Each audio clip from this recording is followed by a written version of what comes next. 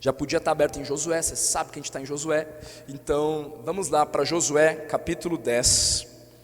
E vamos ler, irmãos, do versículo 28 até o 43. A continuidade aí do capítulo 10 de Josué. Estamos num momento, para variar, de muita tensão no livro de Josué. Crianças, tem muita batalha, né, no livro de Josué. Então é tensão pura aqui. Josué 10, a partir do 28, nós lemos assim: No mesmo dia, tomou Josué a Maquedá e a feriu a espada. Maquedá é o nome de uma cidade, né? Bem como ao seu rei. Destruiu-os totalmente, e a todos os que nela estavam, sem deixar nem sequer um. Fez ao rei de Maquedá como fizera ao rei de Jericó. Então Josué e todo Israel com ele passou de Maquedá a Líbina e pelejou contra ela. E o Senhor a deu nas mãos de Israel, a ela e ao seu rei, e a feriu a espada, a ela e a todos os que nela estavam, sem deixar nem sequer um. Fez ao rei como fizera ao rei de Jericó. Então Josué e todo Israel com ele passou de Líbina a Laquis, sitiou-a e pelejou contra ela.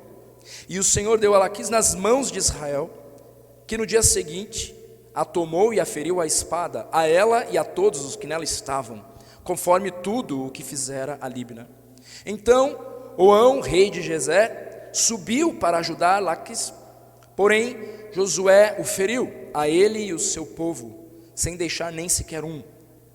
E Josué e todo Israel com ele passou de Laquis a Eglon, e a sitiaram e pelejaram contra ela. E no mesmo dia a tomaram e a feriram a espada, e totalmente destruíram os que nela estavam, conforme tudo o que fizeram a Laquis. Depois Josué e todo Israel com ele subiu de Eglon a Hebrom e pelejaram contra ela. E a tomaram e a feriram a espada, tanto o seu rei como todas as suas cidades e todos os que nelas estavam, sem deixar nem sequer um, conforme tudo o que fizeram a Eglon. E Josué executou a condenação contra ela e contra todos os que nela estavam. Então Josué e todo Israel com ele voltou a Debir e pelejou contra ela, e tomou-a com o seu rei e todas as suas cidades, e as feriu a espada. Todos os que nela estavam destruiu-os totalmente, sem deixar nem sequer um, como fizera a Hebrom, a Líbina e a seu rei. Também fez a Debir e a seu rei. Verso 40. Assim feriu Josué toda aquela terra, a região montanhosa, o Neguebe, as campinas, as descidas das águas e todos os seus reis. Destruiu tudo o que tinha fôlego, sem deixar nem sequer um, como ordenara o Senhor, Deus de Israel. Feriu Josué desde Cades-Barneia até Gaza, como também toda a terra, de Gósen até Gibeão. E de uma vez tomou Josué todos esses reis e as suas terras, porquanto o Senhor, Deus de Israel, pelejava por Israel. Então Josué e todo Israel com ele voltou ao arraial em Gilgal. Até aqui a palavra do nosso Deus. Os irmãos estão entregando aí para as nossas crianças, né, a folhinha para elas escreverem. Então as crianças vão receber aí para anotarem o culto. Se você tem esse costume, é um costume bom, positivo. Acho que ajuda a manter a sua mente mais focada também aqui. Irmãos, na semana passada, quando nós olhamos para o capítulo 10 também, nós aprendemos que o Senhor, o nosso Deus, é o Deus que intervém em nosso favor, transformando o mal em bem. E Ele faz isso de forma extraordinária, naquele episódio ali, inclusive, em que Ele para o universo. Ele faz isso porque Ele é um Deus misericordioso, e Ele é um Deus que não age sem propósitos. O nosso Deus não age sem propósitos. Uma das características do nosso Deus, meus irmãos, é que Ele não é uma força impessoal. Em todo tempo, nós podemos perceber a manifestação dos seus propósitos em sua palavra. O nosso Deus age com propósitos. Ele tem propósito, Ele tem um plano. Inclusive eu e você, nós fomos criados com um propósito estabelecido por Ele.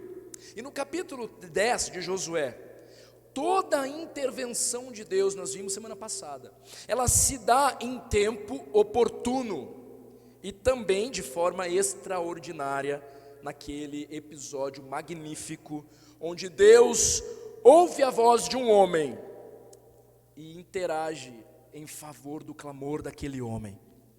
E então, na perspectiva dele, sol e lua paralisam no céu. Mas muito provavelmente algo muito mais grandioso ocorreu ali, Deus parando todo o universo. Então, depois desse episódio extraordinário, em que Deus faz o que fez ali, diante do pedido de Josué, e entrega nas mãos de Israel os 5 reis que fizeram coalizão contra Gibeão e Israel, a narrativa aqui no capítulo 10, ela segue revelando agora com mais ênfase, o quê? O papel de Israel, o papel que Israel precisaria exercer. Porque sim, é Deus que luta por Israel, mas há uma responsabilidade que Israel não pode terceirizar ou colocar nas costas de Deus. Israel precisa agir, e os versículos que nós lemos hoje, a gente percebe essa dinâmica com muita clareza e com muito dinamismo. É versículo após versículo, Josué com Israel lutando, destruindo, conquistando os moradores e conquistando cada cidade. Ainda que não tomando posse dela, a gente vai ver que mais no futuro algumas conseguem até se reorganizar, né? Naquela questão ali, eles não botam fogo, portanto, como eles já fizeram anteriormente. Então era fato que Deus lutava por Israel, e isso ninguém tem dúvidas disso, dada todos os fenômenos que aconteceram ali, até chuva de pedras caíram ali, mas a nação também deveria agir em submissão às ordens do Deus vivo. Israel deveria agir assim, sem temer e disposta a quê? A pelejar, sitiar, ferir a espada. E como nós acabamos de ler, a nação ela age exatamente assim, em conjunto, em unidade, refletindo um propósito, o propósito de exaltar o nome de Deus diante dos seus inimigos, revelando o triunfo de Deus sobre a terra. E me parece que sim, cada vez que Deus esmaga os seus inimigos, inclusive por meio de Israel, Ele está querendo deixar claro que Ele triunfa sobre toda a terra. E lá no Egito, com Moisés, era exatamente isso que já ocorria. Deus deixando claro que Ele se sobrepunha a todos aqueles falsos deuses. Então hoje nós vamos aprender que Deus nos pede para andar em unidade, apontando para a eternidade. Olhando para os princípios que nós podemos retirar desse texto, eu quero propor que o principal entendimento, a principal lição da pregação de hoje, do texto que nós acabamos de ler, é que Deus nos pede para andar em unidade, apontando para a eternidade. Então, como que essa verdade que eu acabei de colocar aqui como a ideia central, para você degustar lá no pequeno grupo nessa semana, como que essa verdade ela é estabelecida no nosso texto? O primeiro ponto, então, que eu quero propor é que o Senhor usa o seu povo, primeiro como um instrumento de justiça.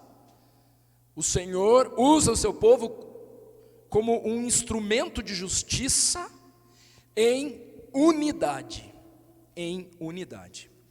Irmãos, uma das preocupações do livro de Josué é destacar a unidade de Israel, do povo de Deus aqui estabelecido.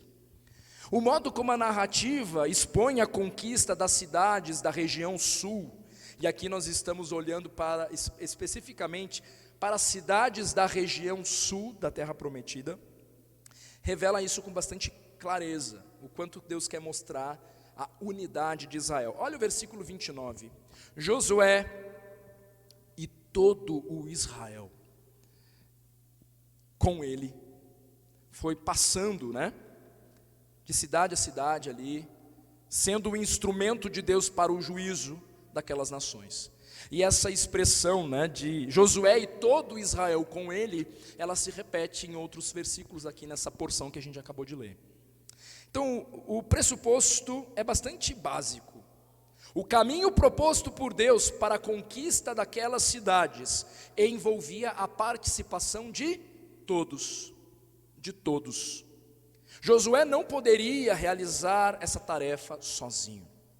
E ainda que o Senhor agisse de forma extraordinária, como a gente acabou de ver, que ele agiu nesse mesmo capítulo, é fato que o Senhor havia planejado que Israel seria o seu instrumento de justiça diante daquelas nações ímpias. Então Josué, ele avança, ele dá mais passos aí nesse tabuleiro, nesse mapa da conquista, ele dá mais passos, mas ele não faz isso sozinho. Porque o propósito de Deus envolvia toda a nação de Israel. Então note que a estrutura da narrativa, esses versículos que a gente acabou de ler, eles aumentam aqui em velocidade de ação, se a gente pode dizer assim. Porque até o capítulo 9, a história ela é contada com mais calma. A gente vai vendo assim com mais calma, a gente consegue ver o detalhamento, o que aconteceu, qual era a estratégia, O relato ele acaba sendo mais calmo, e agora há uma progressão na maneira de contar essa história, e nós percebemos uma dinâmica mais rápida. E aí então nós lemos o que acabamos de ler. No mesmo dia tomou a Maquedá e aferiu a espada. Versículo 28. Então passou de Maquedá a Líbna e pelejou contra ela. Versículo 29. De Líbna a Laquis, sitiou a pelejou contra ela. Versículo 30. De Laquis a Eglon, de Eglon a Hebron. E aí eles voltam a Debir. Josué feriu toda aquela terra ali, composta por essas cidades, a região montanhosa, naquela região sul, o Neguebe, as campinas, as descidas das águas e todos os seus reis, como ordenara o Senhor Deus de Israel. Então é legal ver como que se dá, até a própria literatura, a maneira do camarada contar essa história. E mais para frente, vão continuar outras cidades sendo conquistadas, e aí às vezes é só citando o nome delas. Então parece que é uma locomotiva que começa dando mais detalhes, de repente ela está acelerada a todo vapor, e aí daqui a pouco a gente vai só ler assim, e conquistou a cidade tal.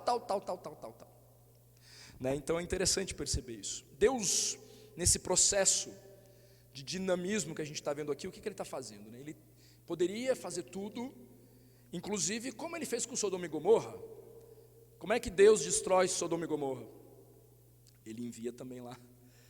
Ele não precisou da atitude ali, da ação de quem quer que fosse. Ele não poderia ter feito o mesmo dessa vez, dessa forma? Poderia, mas Deus decide. Ele usa instrumentos humanos para executar o seu juízo nesse contexto. E isso fica evidente em todo o processo, esse processo de conquista da terra que está acontecendo aqui. Deus ele poderia ter agido de uma forma extraordinária, mas ele determinou que a nação israelita ela fosse usada como um instrumento da sua justiça. Ele escolhe esse povo que não era grande coisa, forma esta nação com um propósito de revelar que ele é o Deus vivo, um propósito de demonstrar para todas as outras nações que ele triunfa. Então o plano de Deus ainda está em ação sobre a terra. Há um plano do Senhor. Deus ainda tem propósitos, irmãos, em nossos dias, que envolve a instrumentalidade dos seus filhos. E não tenha dúvida disso. Ele também decidiu que assim fosse.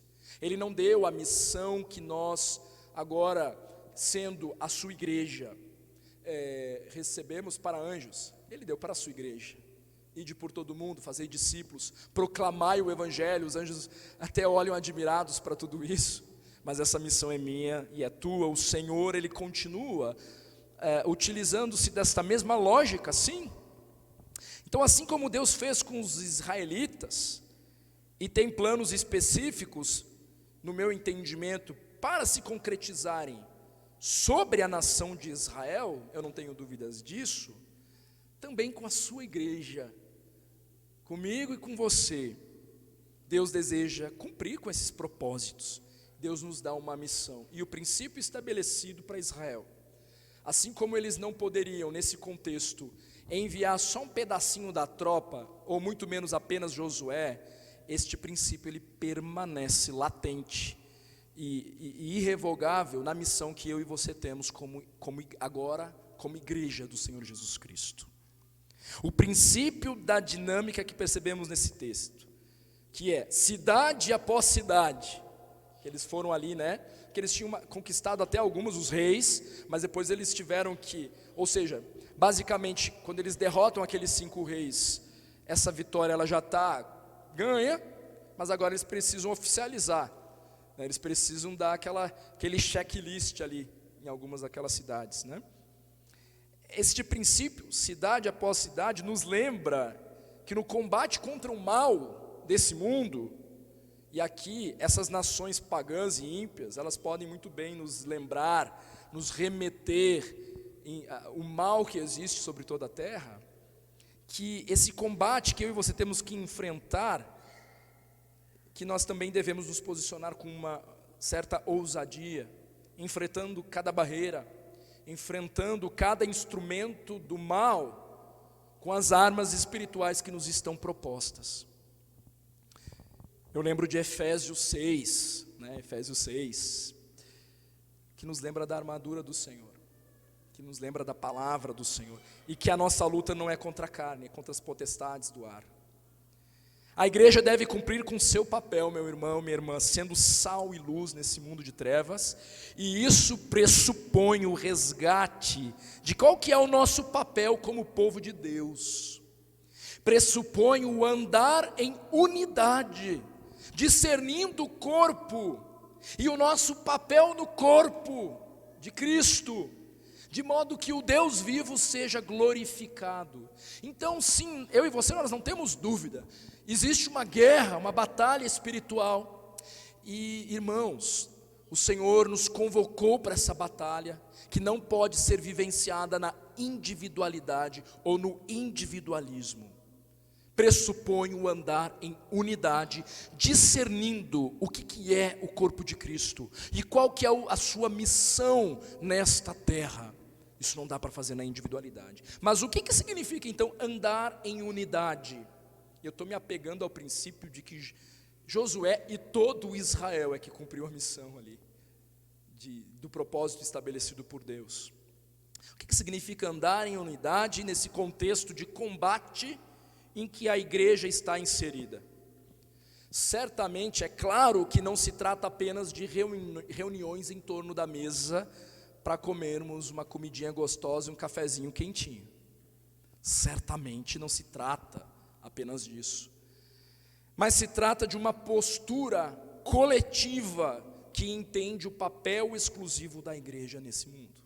E nós já tivemos isso em EBD, inclusive. Nós temos um papel exclusivo como igreja, que testemunha para nós mesmos que somos o corpo de Cristo em cada ajuntamento, mas também testemunha para este mundo de trevas. Ali se reúne um povo que é diferente, o povo da Bíblia, o povo da Bíblia. A nossa simples reunião hoje aqui essa noite, ela é um farol aqui em Taguatinga. Ela é a reunião dos santos de Deus, que estão envoltos, concentrados na palavra santa de Deus. Então, o Senhor nos chama para uma batalha que envolve esse entendimento. Nós, em muitas EBDs, a gente viu isso. A gente já se propôs a entender o que vem ser a igreja e qual que é o seu papel nesse mundo. Certo é que a igreja ela não pode delegar a sua tarefa para mais ninguém. O proclamar o evangelho, que é o poder de Deus para salvar, ninguém mais nesse mundo pode fazer. E nós então não podemos vacilar na principal missão que recebemos. Então a relevância da igreja se dá no fato de que ela se apega ao seu Salvador, sem medo e sem vergonha, sabendo que esse Salvador é Senhor, e então ela se posiciona, não se conformando com esse mundo, não aceitando os padrões desse mundo em sua própria vida, mas levando as boas novas para um mundo totalmente necessitado, morto em seus delitos e em seus pecados.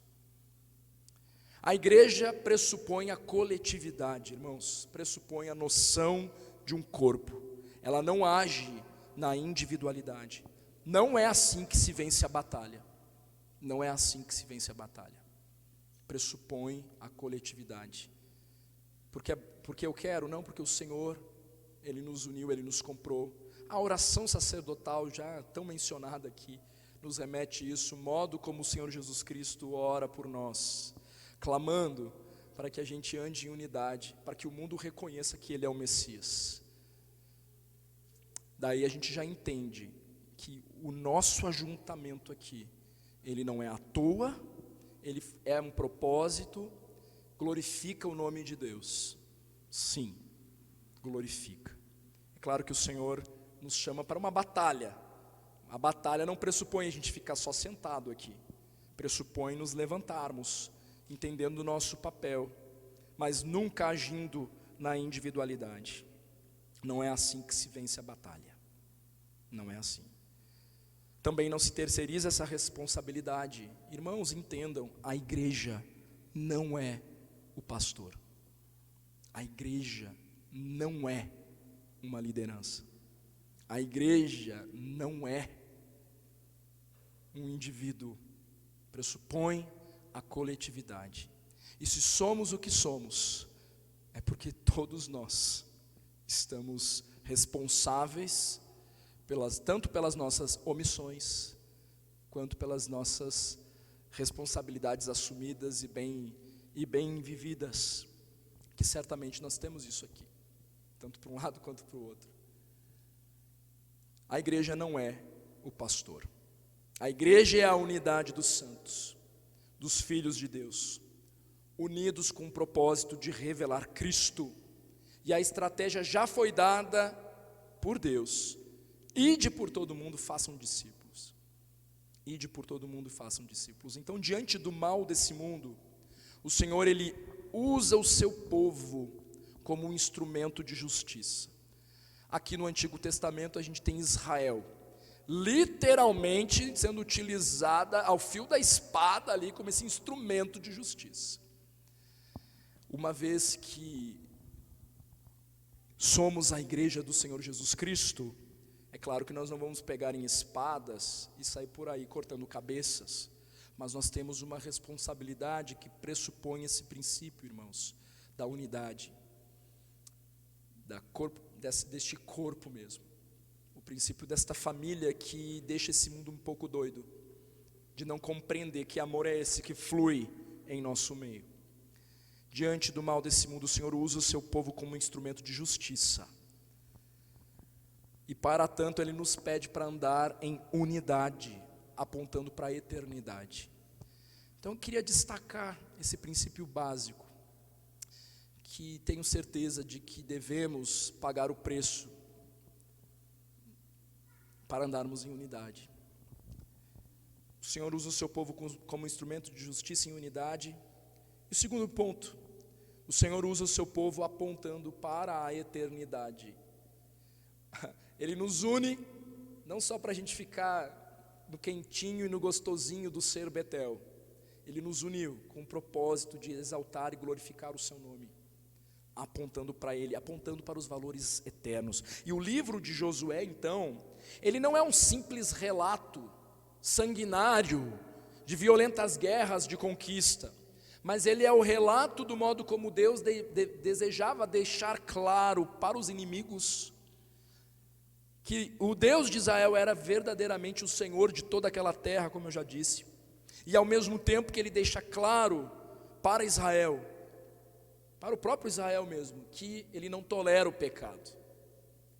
Deus faz esses dois movimentos ali, né? E tanto uma coisa como a outra sempre se deu em relação a uma comunidade como um todo. Lembram do pecado de Acã?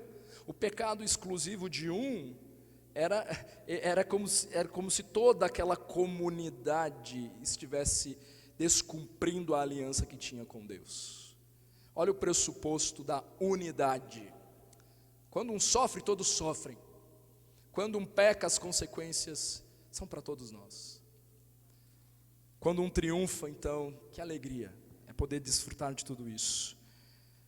De que modo, irmãos, a gente poderia cumprir esta missão sozinhos? Seria impossível, o Senhor sabe muito bem disso. É por isso que Ele nos colocou aqui. Apesar de meio fedidinhos, Ele nos coloca num corpo local. E a gente precisa, como o pastor Frank nos exortou hoje pela manhã, vestir a camisa de Cristo, do que representa ser uma igreja local e pagar o preço de andarmos juntos. Então, a gente percebe que o inimigo era conquistado também com todo Israel. Então a vitória vinha à medida que aquele povo entendia que deveria andar em unidade. E aí eu já mencionei o pecado de Acã, que também trazia consequências para toda a comunidade. Então, no que se refere ao modo como Deus lida com o seu povo, o pressuposto da coletividade, o pressuposto da unidade aparece no cumprimento das suas promessas. E mais do que isso, né? No caso das batalhas em Josué, a punição das nações pagãs apontam para a antecipação, irmãos, do juízo divino. Nós lemos no Salmo 110 a respeito de um Messias que retorna esmagando cabeças. Uau! Imaginar o Senhor Jesus Cristo tendo esta postura, a nossa cabeça quase que dá um tilt aqui. Mas a punição de cada uma dessas nações que a gente lê aqui em Josué, elas não deixam de apontar de ser uma antecipação do juízo divino que há de vir sobre esta terra. Ao passo, então, que as vitórias de Israel apontam para o quê? Apontam para o triunfo final do nosso Deus, de Cristo Jesus. Então, cada cidade conquistada, cada rei executado, apontam para o dia em que o Senhor aplicará de uma vez por todas o seu juízo sobre a terra. Por mais que o povo de Deus, então, já tenha sofrido em toda a história, e nós temos a história, né, dos mártires, por mais que o povo de Deus sofra, ainda hoje, todo o escárnio, as batalhas de Josué devem nos lembrar que o Senhor não dorme. E até mesmo hoje, quando nós escutamos, né, o relato da igreja perseguida, ou nós sentimos até na pele as dores da luta dos nossos próprios pecados, ou as consequências dos pecados de terceiros, que certamente nos afetam, que cometem contra nós, nós devemos ter em mente que o Senhor não deixará impune o mal desse mundo. Então talvez você esteja acompanhando ou tentando ler Josué e não compreendendo muito, talvez então você deveria se apegar a esta verdade. Cada inimigo de Deus que está sendo esmagado aqui, isso aponta para o juízo que virá com o Senhor Jesus Cristo. O extermínio de nações inteiras, incluindo homens, mulheres e crianças em Josué, antecipam a verdade de que Deus, o nosso Deus, Ele tem um dia preparado em que Ele julgará toda a iniquidade da raça humana, incluindo homens, mulheres, crianças, adultos, velhos, gente de todo tipo, de toda cor, de tudo quanto é canto, de toda religiosidade. Irmãos, o inferno é real. O inferno é real. O dia do juízo é só uma questão de tempo. É É só uma questão de tempo. Em Josué nós temos então esse vislumbre da punição justa do Senhor. Então, de que maneira que isso justifica o segundo ponto? Porque eu estou dizendo que o segundo ponto é que o Senhor usa o seu povo apontando para a eternidade. Então ali, nesse contexto das batalhas, Ele então une aquela nação com o propósito de revelar o triunfo desse Deus vivo, e Ele demonstra isso então, apontando para a eternidade, quando cada inimigo é subjugado e é derrotado, apontando para uma realidade espiritual. O Deus Todo-Poderoso é o Criador de todas as coisas, e mais do que isso, para nós que somos esses leitores contemporâneos, a gente olha e pode ver, esse é um vislumbre de um juízo que ainda virá. E todo aquele que se levanta então contra o Deus vivo, não passará impune. Por mais que cheguem a nos matar, como fizeram com os nossos irmãos, que prontamente tiveram o privilégio e até o desejo de se entregarem, pelo privilégio que tinham de morrer em nome do nome do Cristo, do nosso Senhor Jesus Cristo, ainda que nos matem, no fim das contas é quem ganha o Senhor. Ainda que arranquem a nossa cabeça com escárnio, irmãos, nós devemos nos apegar na certeza de que o nosso Senhor triunfará. Os ímpios irão pagar. Que triste realidade, passar uma eternidade inteira queimando no inferno. Ressuscitam, também ressuscitam, e passam uma eternidade com o corpo transformado, queimando eternamente. Misericórdia. Eu e você temos uma missão como igreja. Porque estamos perdendo tanto tempo, às vezes com coisas tão banais, com discussões tão pequenas, que mais servem para desunir do que para unir. Mais servem para andar na contramão daquilo que que o próprio Senhor Jesus orou em nosso favor. Misericórdia por cada palavra maldita das nossas bocas, por cada atitude mesquinha, individualista. Irmãos, nós precisamos despertar para o fato de que, claro que o Senhor se interessa com as demandas do nosso coração, é claro, Ele é esse Deus vivo e próximo, mas existe uma missão que vai além das questões do seu trabalho, das questões do seu casamento e das questões, das demandas que você pode estar tendo com seus filhos. Existe, irmãos. Eu não estou desprezando isso e tampouco dizendo que Deus não se importa com tudo isso, porque Ele já vem, como falamos na ceia, resgatando a verdadeira humanidade. Ele quer que a gente viva essa vida plena desde já, mas há algo muito mais elevado, meus irmãos.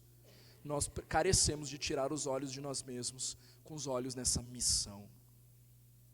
A diretora, vocês sabem bem, né, me chamou para ir ali nessa escola, que para mim hoje é um dos símbolos gritantes dessa missão, pelo menos para mim, até como pastor que lido com tanto crente o tempo inteiro, mas ali tenho aquela oportunidade de estar com um bando de incrédulos à minha frente, diferente de você que está no seu trabalho, que está lá na escola, que está lidando com tudo isso. Ela também me pediu uma equipe de louvor. Ela falou assim, pastor, se você tiver uma equipe de louvor, pode trazer também. Eu falei, olha, irmã, eu me prontifico a estar aí com você, mas eu não posso me comprometer de que eu posso levar uma equipe de louvor aí para você. E Deus é honrado e glorificado. Então nós precisamos entender as nossas dificuldades, as nossas demandas, e entender que há uma missão a ser feita, e às vezes a gente está bem acomodado. Chegou o tempo da gente acordar para isso. O potencial que nós temos nesse lugar, Deus, Senhor, irmãos, é tão grande, é tão maravilhoso, a maneira como Deus usou aqueles irmãos lá no passado para conquistar esse terreno aqui, para construir esse templo tão grandioso. Ele é sim um templo grandioso. Nós vamos correr atrás da reforma, mas ele é algo assim que não é pouca coisa. do lado de uma escola, com ponto de ônibus ali na frente, na Comercial. Irmãos, há uma missão tão maravilhosa, tão bela, mas a igreja não é o pastor. A igreja não é o pastor. A igreja sou eu e é você. Então, queria aproveitar esses princípios para nos exortarmos mutuamente em relação a essas questões que transcendem o nosso umbigo e diz respeito à missão. E enquanto Ele vai nos curando e restaurando, existe essa missão. Voltando à questão do inferno e das lutas ali, ele é real. Essa realidade deve nos encher de temor em relação ao que nós temos feito com a nossa vida. Nós precisamos realmente considerar se nós estamos firmados na fé que salva. Então atenção você, que tem desprezado Cristo e tem estado nessa igreja há muito tempo. É com você que eu estou falando agora. Se você morrer sem Cristo, se você morrer sem estar alicerçado na fé que salva, uma confiança exclusiva em Cristo, acorde, arrependa-se hoje, se volte para o Senhor Jesus Cristo hoje, porque o inferno é real, e cada nação inimiga destruída em Josué aponta para esta verdade e esta realidade. Agora, se estamos realmente alicerçados, meus irmãos, na rocha que é Cristo Jesus, que é a única esperança para o homem caído, né? Cristo Jesus, que pagou o preço na cruz, vencendo a morte, vencendo o pecado. Então nisso há verdadeira esperança para mim e para você. Esperança que se torna ainda mais sólida pela certeza do triunfo de Deus. Por mais que aparentemente esse mundo tenebroso pareça triunfar sobre a igreja do Senhor Jesus Cristo, em muitos momentos, a vitória final é de Deus, é do nosso Senhor. Em Josué, cada vitória de Israel aponta para o triunfo final do nosso Deus, que se dará de acordo com o seu decreto. Até mesmo porque em Josué, o Senhor é quem recebe toda a honra pela vitória. No versículo 42 a gente lê isso. Tomou Josué todos esses reis e as suas terras, porquanto o Senhor, Deus de Israel, pelejava por Israel.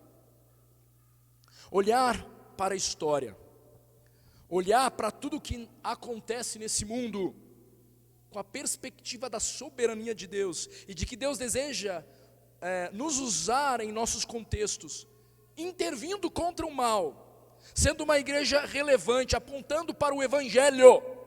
Essa é a nossa mensagem, apontando para a eternidade. Então isso deve promover em nós, e eu já vou encerrar, duas coisas. Olhar para tudo isso que eu falei aqui, com uma perspectiva da eternidade, deve promover em nós duas coisas. Primeiro, a paz que vem do Senhor, da certeza de que por mais terrível que possam ser as circunstâncias, o Senhor Ele está agindo de acordo com seus propósitos. Isso deve nos trazer paz.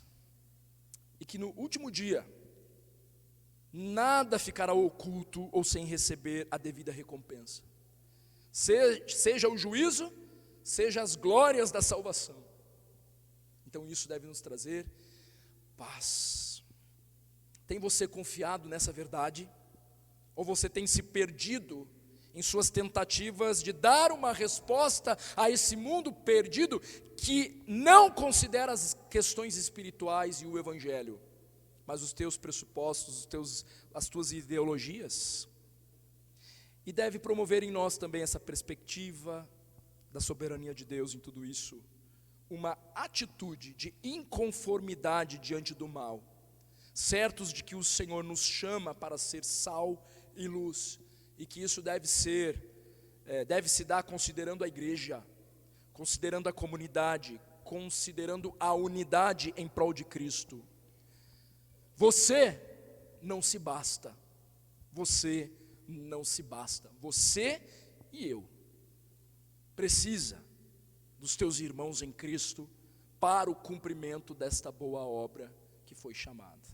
Então Deus nos pede, irmãos, para andar em unidade, apontando para a eternidade. Esse episódio nos permite olhar para estes princípios. O Senhor usa o seu povo como um instrumento de justiça em unidade. O Senhor usa o seu povo apontando para a eternidade. Então Josué e os filhos de Israel foram chamados para conquistar a terra prometida por Deus.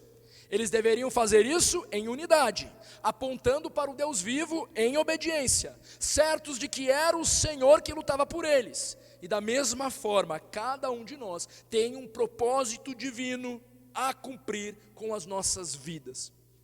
Então, meus irmãos, que o Senhor nos dê a fidelidade e a perseverança necessárias para cumprir este propósito até o fim, sem desanimar ou desistir diante das dificuldades que certamente surgirão. Que o Senhor possa exortar seu coração, encorajar também com essa palavra. Vamos orar? Bondoso Deus, obrigado porque o Senhor não age sem propósitos. O Senhor é um Deus que tem propósito para todas as coisas. Quando olhamos para Josué, nós vemos isso de tantas formas, tantas maneiras. E, ó Deus, esse princípio de ver essa nação que não poderia agir separada, desunida, nos ensina muito da batalha espiritual em que nós estamos envolvidos nesse mundo de trevas. Nos ensina que somos a tua igreja e que o pressuposto básico é que nós não nos bastamos. Não podemos andar na individualidade para te obedecer. Então nos ensine e nos instrua a entender o que é a tua igreja, qual é o nosso papel no corpo local e a olharmos para o Senhor, para a tua missão, meu Deus, não nos deixando perder em coisas pequenas, porque a batalha é árdua, a batalha é grande. E dá essa noção para o teu povo, para esta igreja que aqui se reúne, Senhor, por favor. Nos ajude a entendermos que temos essa missão para apontar para a eternidade, com tudo que a gente se propõe a fazer. Obrigado, porque até mesmo hoje, nessa reunião aqui, neste culto para o Senhor, nós sabemos, isso glorifica o teu nome, isso te exalta. Obrigado por esse privilégio, nos capacite a entender as outras responsabilidades que temos como corpo, como igreja, e a te obedecer, meu Deus, por favor. E assim oramos em nome de Cristo Jesus. Amém, amém.